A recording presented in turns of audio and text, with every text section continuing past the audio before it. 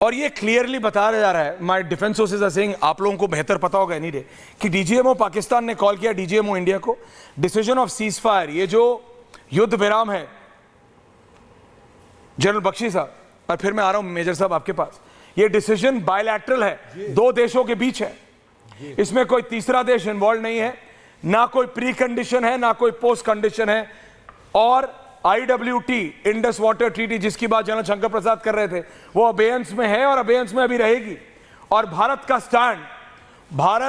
Stand आतंकवाद पे uncompromised है, हम उस पे नहीं झुकेंगे। जीजे साहब आ रहा हूं, कमरो साहब आ रहा हूं, लेकिन जनरल बख्शी, आतंकवाद किसी ने मध्यस्थता नहीं की है, हम प्री कंडीशंस नहीं रखते, और इंडस वाटर ट्रीटी अबेयंस में थी और अबेयंस में रहेगी।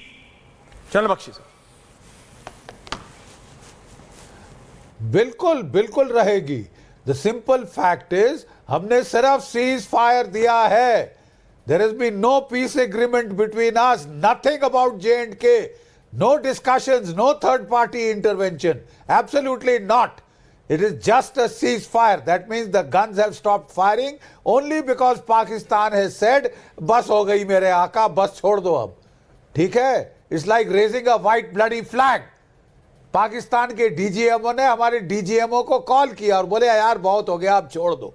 ठीक है? उसके बाद मार्को रूबियो उनके ऊपर छा गए थे, पिछले 3 दिन से 48 घंटे से लगातार फोन पे फोन कर रहे हैं. बीच में तो ये खबर भी आई कि उन्होंने उठा के आसिफ मुनीर को फोन किया है कि तेरे ये चमचे हमचे तो नहीं सुनते, तू है असली आका, तेरे को मैं रॉयट एक्ट पढ़ रहा हूं.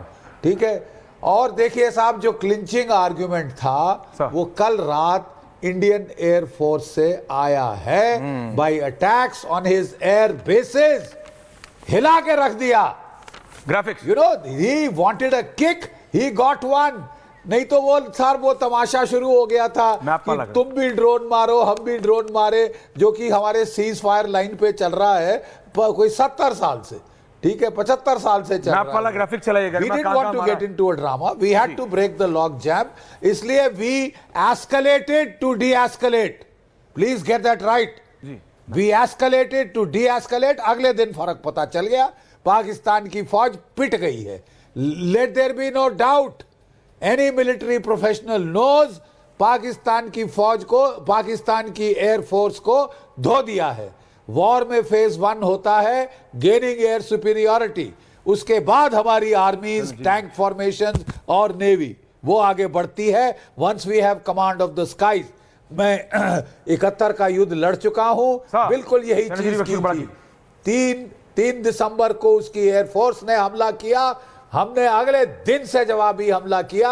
2 दिन में उसकी एयरफोर्स बांग्लादेश के ऊपर से गायब हो गई थी. सारी एयरफील्ड्स क्रेटर हो गई थी. ठीक है साहब? उसके बाद एयर सुपीरियरिटी नहीं, एयर सुप्रीमेसी हासिल हुई थी ओवर बांग्लादेश. हमारी कॉन्वॉयज बम्पर टू बम्पर जा रही थी. ठीक है? हमारा एयरक्राफ्ट कैरियर निर्भीक होके घूम रहा था अरब सागर से बंगाल की खाड़ी के अंदर. ठीक है? हमने उसके बाद जो है मार लगाई. 550 किलोमीटर हमारी फौजें 13 दिन में गई, कैपिटल सिटी ढाका पे फतेह करी, तिरंगा झंडा फहराया, 93,000 कैदियों ने आत्मसमर्पण किया और पाकिस्तान के 2 टुकड़े हो गए. ठीक है साहब? नाउ हालात हम इस दर्जे पे ले आए थे कि it's continuation on the ground and in the sea would have led to a foregone conclusion. Once you have gained air superiority, it is finito. सिर्फ मरने थे पाकिस्तान वाले. And the best tribute has come from Air Marshal Noor Khan, former chief of the Pakistan Air Force. वो कह रहा था हम तो हेल्पलेस थे साहब, क्या कर सकते थे, पिट गए थे. we should stop it, बंद करो, बैंड बाजा बज जाएगा. जब ये सुना हमने तो हमने कहा कि हाँ अब अंकल बोल रहा है, अब अकल ठिकाने आ गई है. इसलिए हमने सीज फायर दिया है, कोई पीस एग्रीमेंट नहीं दिया. सीज फायर कंडीशनल है. Any act of terror will be deemed an act of war. War, yes. और ये दोहराया मेजर कुछ कह रहे हैं. Major, and then coming to your chief. एक ही चीज बोलना चाहूँ कि ये टेम्परेरी सीज फायर है. ये टेम्परेरी Coming, Commodore. है, क्योंकि ये कोई ना कोई दोबारा ऐसी हरकत करेंगे और हमें मजबूरन इन्हें घुस के अंदर मारना पड़ेगा। और ये जो लड़ाई है ये आतंकवाद के खिलाफ जारी रहेगी। उसके खिलाफ तो किसने अनाउंसमेंट की है कि बंद हो गई? वो मारे जाएंगे, चाहे वो पीओके में हो या जहां मर्जी बैठे हो, उन्हें चुन चुन के ढूंढ के निकाल के मारा जाएगा। और जहां तक पाकिस्तान की बात है, हमने उनका नाम तक नहीं लिया है अभी इन एनी ऑफिशियल स्टेटमेंट। हमने पाकिस्तान का नाम ही नहीं लिया कि हमें उनसे कुछ लेना देना है।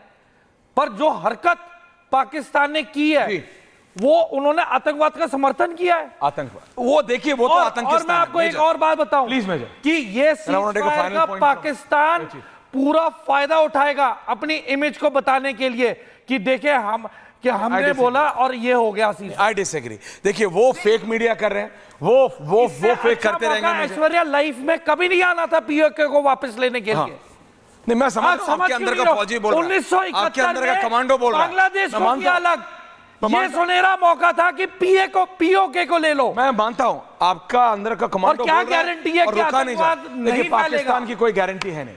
ये मैं आपकी बात 100% मानता हूं। पाकिस्तान की गारंटी खुद पाकिस्तानी नहीं ले सकते, तो आप और हम क्या लेंगे। बट ए चीफ सर, मुझे पता है आपको और 2 मिनट में जाना है। मैं सिर्फ आपसे ये पूछना चाहता हूं पदरे साहब, ए चीफ मार्शल साहब, सर हमारी एयरफोर्स ने उनको इतना तो बता दिया है कि हमारे लिए ना लाहौर दूर है और ना कराची दूर है। I am not going into the details कि हमने 10 कहा, हमारे 11 कितने, हमारे कुछ फेस सेविंग देनी पड़ती है कई बार। मैं समझता हूं, होता है सोशल मीडिया पे वो जो बोल रहे हैं जैसे बोल रहे हैं। बट सर जो हमारी एयरफोर्स है उसने इतना, मतलब इतनी अथॉरिटी, इतना दिखा दिया है पाकिस्तान को कि अब वो ये करने की नहीं, ये सोचने की भी हिम्मत नहीं लेंगे। I want a final comments on this, Bhadauria साहब। देखो, आज की तारीख में हमारी काबिलियत इतनी है कि कोई भी टारगेट पाकिस्तान में कहीं भी हो, पूरे पाकिस्तान में, संपूर्ण पाकिस्तान, वो हम अटैक कर सकते हैं। एंड ज़्यादातर ऐसे टारगेट हम बिना बॉर्डर क्रॉस आज की तारीख में अटैक कर सकते हैं। ये बहुत इंपॉर्टेंट, बिना एलओसी, बिना आईबी क्रॉस किए सर, बिना आईबी क्रॉस किए ज़्यादातर, कुछ कॉर्नर्स को छोड़ के जी। सो आज की अगर पहले तो टेररिज्म के हिसाब से देखें जी, आज का जो स्टेटमेंट है कि act of terror will B act of war, ये बहुत महत्वपूर्ण, ये पाकिस्तान को शायद अभी समझ नहीं आया होगा, आने वाले समय में समझ आ जाएगा ये कितना महत्वपूर्ण है। ये इस सीज फायर के बाद ये पूरा पैराडाइम शिफ्ट हो गया है। अब कोई टेरर एक्ट हुआ तो उसके पीछे जो भी है उसको टारगेट किया जा सकता है। हमारी क्षमता की बात आप कर रहे हैं सर, जहाँ भी छुपे होंगे उनको टारगेट किया जाएगा। एंड इस एक्ट ऑफ वॉर के अंतर्गत अगर कोई मिलिट्री सपोर्ट है, आईएसआई सपोर्ट है, टेक्निकली वो भी इस दायरे में आ जाते हैं। तो ये एक बहुत बड़ा बदलाव है। अभी तक एक पैराडाइम शिफ्ट जो आपने कहा, पूरा एक बदलाव हुआ है। जीरो एक्सेप्टेंस था, अब है it will be act of war. तो ये एक बहुत डिफरेंट लेवल पे ले गए हैं हम इसको। एंड ये दुनिया को भी देखना होगा। आपने आसिफ मुनीर से बात की, उनको सही राह दिखा दी, बहुत अच्छा। अगर वो इस पे रहते हैं बहुत अच्छा, बट सही राह दिखाने के बाद उनको ये भी फोर्स करना है कि उनकी सारी सपोर्ट टेरर मैकेनिज्म से वो खत्म हो, सारी विजिबली, प्रैक्टिकली, एक्चुअली सारी जीरो। असलियत में होता है कि नहीं वो सर कोई नहीं जानता। नहीं होता है तो उनका रिजल्ट उनको मिलेगा, तो उनका इलाज होगा, बिल्कुल तो उनका इलाज होगा। Thank you so much for time sir. मैं जा रहा हूं सीधा एयर कॉमोडोर जे सिंह के पास। Air commodore J Singh, air chief को जाना है, उनको प्लीज जाने दीजिए। जी कॉमोडोर साहब, thank you for waiting sir, thank you. जी आप कुछ कहना चाह रहे थे? Can I have everyone on it? या सर, हाँ,